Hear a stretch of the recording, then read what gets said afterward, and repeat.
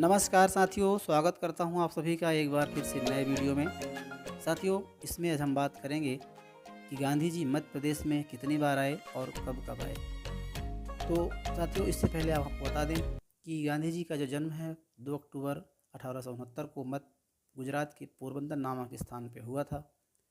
और उनकी जो शुरुआती शिक्षा है, प्रारंभिक शिक्षा, वो पोरबंदर में ही हुई। कुछ आगे की शिक्षा उन्होंने राजकोट में की और आगे की पढ़ाई यानी कि लॉयर या बैरिस्टर की पढ़ाई के लिए वो इंग्लैंड चले गए। इंग्लैंड में पढ़ाई पूरी करने के बाद जब भारत लौटे तो भारत में उस समय अंग्रेज़ों का शासन था, अंग्रेज़ों का कब्जा था। साथियों, गांधी जी ने मन में बना लिया था कि जब भारत में रहकर ही भारत को आज़ाद कराने का प्रयास वो करेंगे। और साथ ही उन्होंने भारत के कई जगहों में कई बड़े बड़े आंदोलनों को उन्होंने लीड किया, कई बड़े आंदोलन में शामिल हुए और कई बड़ी सभाओं को संबोधित किया। इसी क्रम में साथियों, गांधी जी मध्य प्रदेश में भी आए और मध्य प्रदेश में उन्होंने जो पहली यात्रा की वो इंदौर शहर में हुई। मध्य प्रदेश के इंदौर में गांधी जी 28 मार्च 1918 को हिंदी साहित्य सम्मेलन में भाग लेने के लिए सभापति के रूप में आए। साथियों, ये जो सम्मेलन था ये बेनज़ीर ग्राउंड पर आयोजित किया गया था और गांधी जी ने वहाँ पर भारत की राष्ट्रभाषा के रूप में हिंदी को दर्जा दिए जाने पर उन्होंने जोर दिया था। इसके बाद जो गांधी जी की अगली यात्रा होती है वो 20 व 21 दिसंबर 1920 को रायपुर, धमतरी और कंडेल नामक जगह पर इनकी यात्रा होती है। ये पार्ट पहले छत्तीसगढ़, जो अभी वर्तमान में छत्तीसगढ़ में है, ये पहले मध्य प्रदेश का हिस्सा हुआ करता था। साथियों, ऐसा पहला मौका था जब गांधी जी ने किसी सत्याग्रह में भाग लिया था। तो कंडेल नहर सत्याग्रह वहाँ पर चल रहा था जब गांधी जी ने वहाँ पर भाग लिया था और सभी सत्याग्रहियों को आशीर्वाद भी दिया था।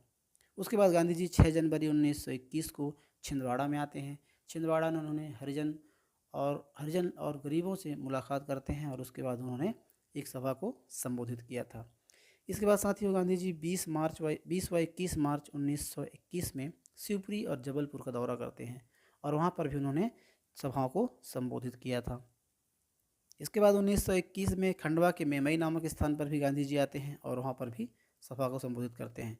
इसके बाद सितंबर 1929 में भोपाल आए और भोपाल आने के बाद उन्होंने सांची के स्तूप देखने का मन किया और उस बार गांधी जी सांची को स्तूप देखने भी गए थे 1929 में।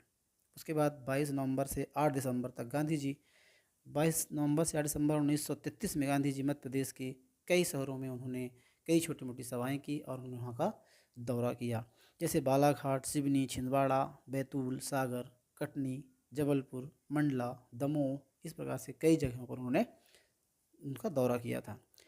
इसके बाद गांधी जी की जो अगली यात्रा होती है वो 20 अप्रैल 1935 इंदौर में दोबारा वो पुनः आते हैं और इंदौर में सभा को संबोधित करते हैं। इसके बाद 1941 में भी जबलपुर भेड़ाघाट में आए।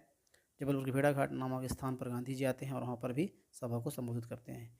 इसके बाद 27 अप्रैल 1942 में भी जबलपुर में गांधी जी का दौरा होता है और एक बार फिर से मध्य प्रदेश में आते हैं। तो गांधी जी टोटल मध्य प्रदेश में लगभग 10 बार आए और उन्होंने छोटी मोटी सभाओं को संबोधित किया और कई बार उन्होंने सभाओं में भाग भी लिया।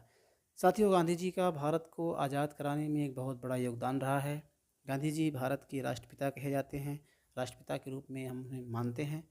और जो गांधी जी का जन्म है 2 अक्टूबर, उनको प्रत्येक वर्ष अहिंसा दिवस के रूप में मनाया जाता है, क्योंकि साथियों, गांधी जी ने जो अपना हथियार बनाया था इस आज़ादी की लड़ाई में, जो आज़ादी के लिए लड़ाई बनाई थी वो अहिंसा था। उन्होंने अहिंसा पर जोर दिया था और इस प्रकार से उन्होंने भारत को आज़ादी दिलाई थी।